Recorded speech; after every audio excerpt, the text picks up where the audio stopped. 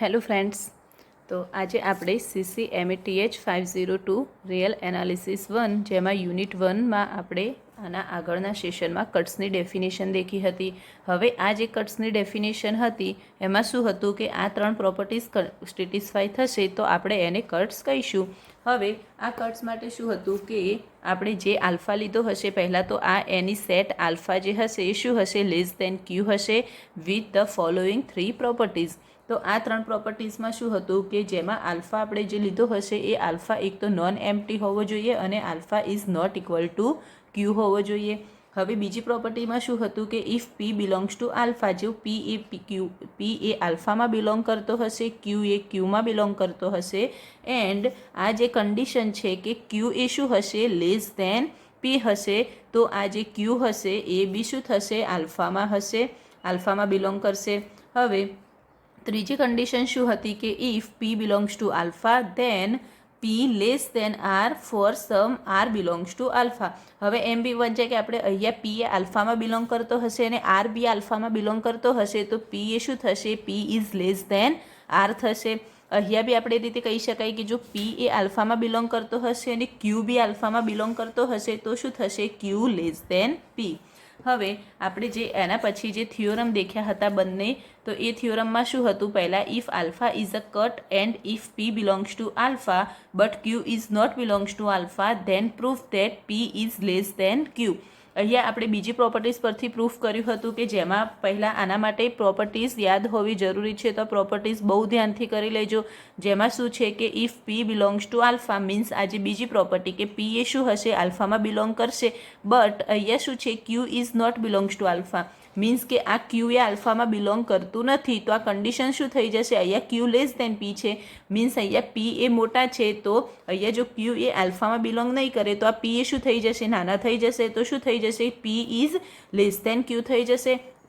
તો આપણે અહીંયા બસ એ જ પ્રૂફ કરવાનું છે કે પી ઇઝ લેસ દેન ક્યુ. હવે આપણે એના પ્રૂફ માટે આપણે શું સપોઝ કરી લીધું કે પી જે છે એ ગ્રેટર ઇક્વલ ક્યુ હશે. હવે આલ્ફા તો કટ આપણને આપેલો જ છે, જો આલ્ફા એ કટ હશે તો આપણે બીજી પ્રોપર્ટીઝ પરથી આ રીતે લખી શકાય, પરંતુ બાય ડેફિનેશન ઓફ કટ અહીંયા ક્યુ એ શું છે, બિલોંગ્સ ટુ આલ્ફા છે, પરંતુ આપણી પાસે તો શું હતું, Q is not belongs to alpha, તો એ શું થઈ ગયું, કોન્ટ્રાડિક્શન થઈ ગયું હતું. તો એના પરથી આપણે આ શું જે સપોઝ કર્યું હતું એ રોંગ હતું, આપણે એ રીતે પ્રૂફ કર્યો હતો આ થિયોરમ. બીજો થિયોરમ જે પ્રૂફ કર્યો એ બી સેમ એ જ પ્રોપર્ટી પરથી પ્રૂફ કર્યો હતો કે જે શું હતો, if alpha is a cut if R is not belongs to alpha but R is less than S is not belongs to alpha. Means કે આમાં બી શું હતું, આપણે ત્યાં આપણે પી અને ક્યુ યુઝ કર્યો તો અહીંયા આપણે બસ આર અને એસ યુઝ કર્યો, તો એ રીતે થઈ શકે કે જો આર બી મીન્સ કે અહીંયા પી બી શું હશે, પી બી આલ્ફામાં બિલોંગ નહીં કરે, ક્યુ બી આલ્ફામાં બિલોંગ નહીં કરે, તો શું થશે, જો બિલોંગ કરશે તો એનો મતલબ હતો કે ક્યુ લેસ દેન પી થશે, પરંતુ બિલોંગ નહીં કરે તો પી લેસ દેન ક્યુ. પરંતુ અહીંયા બસ આલ્ફા અને આર અને એસ યુઝ કર્યો છે, તો બસ આપણે સેમ એ જ રીતે અહીંયા બી પ્રૂફ કરવાનું છે. હવે એના પછી એક ડેફિનેશન છે કે આ સમજવા માટે છે કે એ ડેફિનેશનમાં કે let alpha and beta are cuts, જો આલ્ફા અને બીટા એ કટ્સ હશે તો અહીંયા જોઈએ કે then alpha less than beta. હવે આલ્ફા એ લેસ દેન બીટા હશે એનો મતલબ શું થશે, તો મીન્સ ધેટ કે આલ્ફા ઇઝ, અહીંયા આને કઈ રીતે વંચાશે કે આલ્ફા લેસ દેન બી હશે તો આને કઈ રીતે વંચાશે, alpha is a proper subset of beta, તો alpha is proper subset of beta. હવે અહીંયા શું છે, ડેફિનેશનમાં તમને શું આપ્યું છે કે અહીંયા આલ્ફા અને બીટા કટ્સ હશે અને જો આ રિલેશનમાં હોય, આલ્ફા લેસ દેન બીટા આ રિલેશન હોય, તો આને આપણે કઈ રીતે રીડ કરાય કે alpha is a proper subset of beta. Alpha એ શું હશે, બીટાનો પ્રોપર સબસેટ હશે. હવે એના પરથી એક એક્ઝામ્પલ છે, તો એ એક્ઝામ્પલ આપણે દેખીએ કે જેમાં અહીંયા હું લઈ લઉં એ એક્ઝામ્પલ કે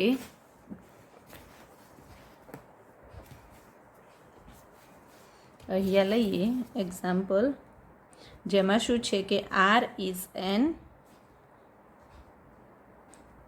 ઓર્ડર્ડ સેટ. હવે આરને આપણે શું બતાવવાનું છે? Order set. અને આપણને ખબર છે કે આપણે આના આગળ ઓર્ડર સેટની ડેફિનેશન દેખી હતી.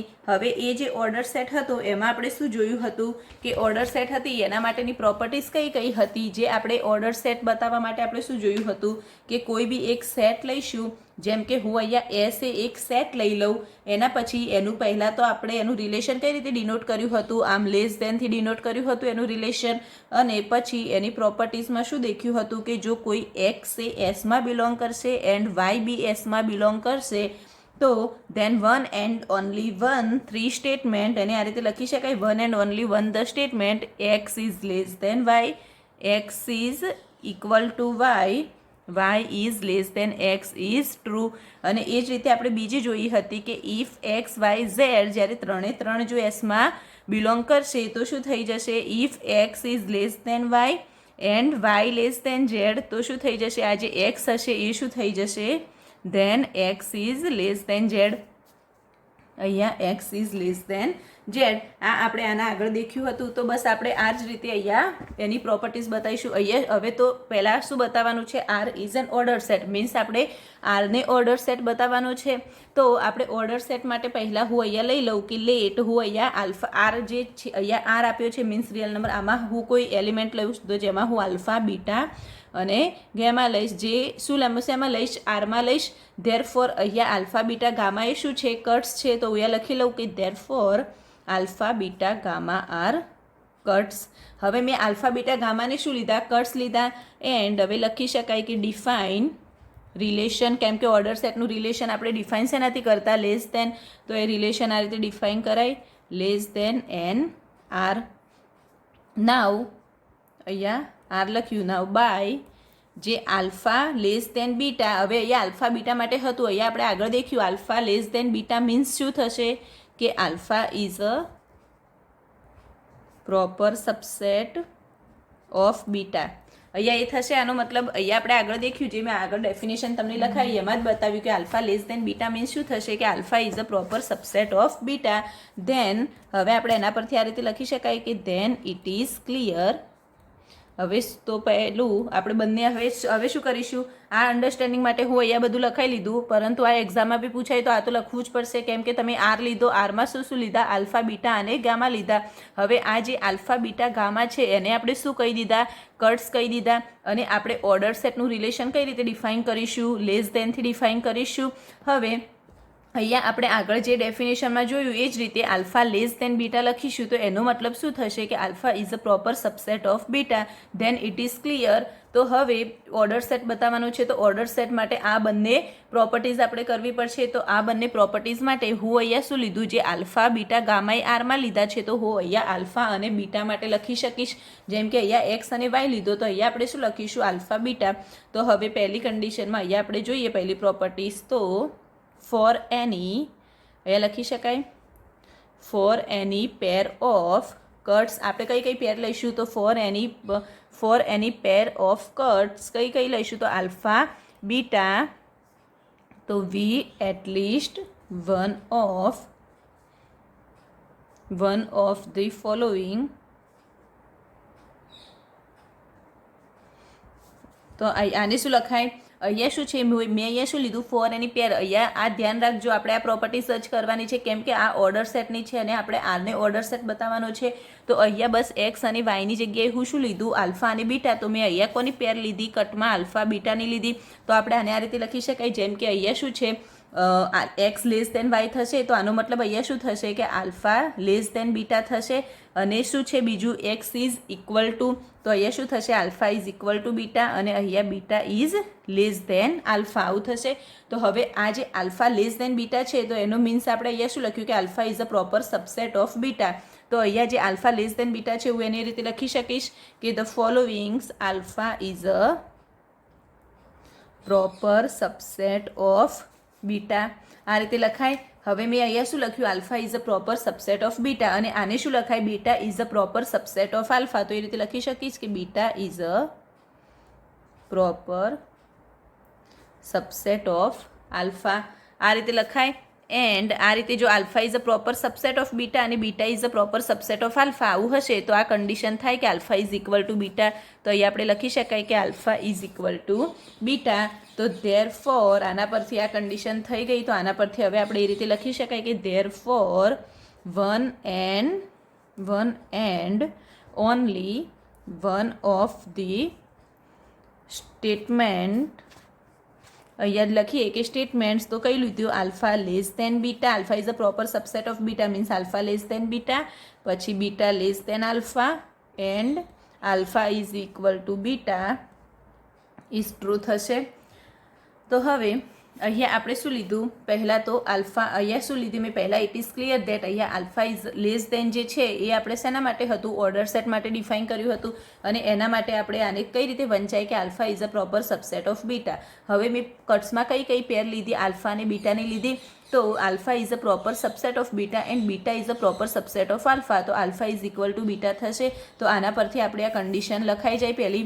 હવે એ જ રીતે બીજી કન્ડિશનમાં જોઈશું કે લેટ આલ્ફા બીટા અને ગામા 3 લઈશું alpha beta gamma are cuts આપણે 3 લીધા એન્ડ એમાં શું છે alpha is less than beta and beta is less than gamma થશે. તો આને કઈ રીતે લખાય alpha is a proper subset of beta and beta is a proper subset of gamma લખાશે. તો અહીંયા લખી શકું કે alpha is a proper subset of beta and beta is અ અહીંયા લખાય beta is a proper subset of alpha. તો alpha is a proper subset of beta and beta is a proper subset of gamma. Sorry અહીંયા gamma છે તો beta is a proper subset of gamma. Therefore અહીંયા જો alpha is a proper subset of beta and beta is a proper subset of gamma. તો એના પરથી આ રીતે લખી શકાય કે alpha is a proper subset of gamma થશે કેમ કે alpha is a proper subset of beta and beta is a proper subset of gamma. તો alpha is a proper subset of gamma થાય. તો અહીંયા લખી શકાય કે alpha is a proper subset of gamma. તો alpha is a proper subset of gamma means alpha is less than gamma લખાય અહીંયા. તો alpha is less than gamma થઈ ગયું. તો એનો મતલબ થઈ ગયો કે thus if alpha less than beta and beta is proper subset of gamma then અહીંયા લખાય કે alpha is a proper subset of gamma. તો હેન્સ આ જે આપણે જે લેસ દેન જે આપણે ઓર્ડર સેટમાં જે લેસ દેન જે ડિનોટ કર્યું હતું તો એક થઈ ગયું. તો there less than is an orders relation on R પર આનું ઓર્ડર રિલેશન થઈ ગયું. તો એનો મતલબ આપણે લખી શકાય કે આ જે આર લીધો તો R is an order set કેમ કે ઓર્ડર સેટ માટેની આપણી જે કન્ડિશન હતી એ કન્ડિશન અહીંયા સ્ટેટિસ્ફાઈ કરે છે. તો એના પરથી આપણે લખી શકાય કે R is an order set. Okay તો આ જે એક્ઝામ્પલ છે બહુ ઇઝી છે. આના માટે આપણે ખાલી શું યાદ રાખવાનું છે તો આપણી જે ઓર્ડર સેટમાં આગળ આપણને જે કન્ડિશન આપી છે એ કન્ડિશન યાદ રાખવાની છે. પરંતુ આપણે અહીંયા બસ આરમાં શું લઈ લીધું કટ્સ લઈ લીધા આલ્ફા બીટા ગામા. તો આપણે બસ એના માટે 1 by 1 એ બંને જે કન્ડિશન છે એ આપણે પ્રૂફ કરવાની છે. Okay thank you.